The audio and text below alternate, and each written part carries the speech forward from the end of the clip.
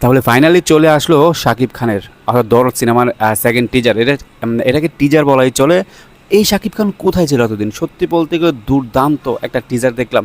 এই শাকিব খানের অপেক্ষায় মনে হয় আমরা এতদিন ছিলাম। এই শাকিব খানকে এর আগে আপনারা কেউ দেখেননি। সত্যি কথা বলতে শাকিব খানের কেরিয়ারে 250 থেকে 300 সিনেমা করেছে, কিন্তু এমন ক্যারেক্টারে শাকিব খান এর আগে কাজ করেনি। বিলিভ মি, এমন ক্যারেক্টারে এর আগে শাকিব খান কাজ করেনি। এটার প্রমাণ এই টিজার। সত্যি আসলে চমকে গেলাম। এই টিজারটা যারা দেখেননি দেখে আসতে পারেন।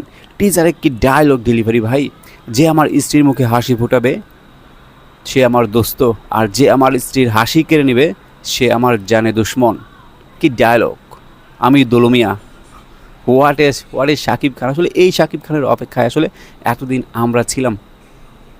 দুর্দান্ত হয়েছে। যারা আসলে এই টিজারটা দেখেনি, এসকে মুভিজ অথবা অনন্য মামুন, অ্যাকশন কার যে কোনো চ্যানেলে দেখে আসতে পারেন। দুর্দান্ত হয়েছে।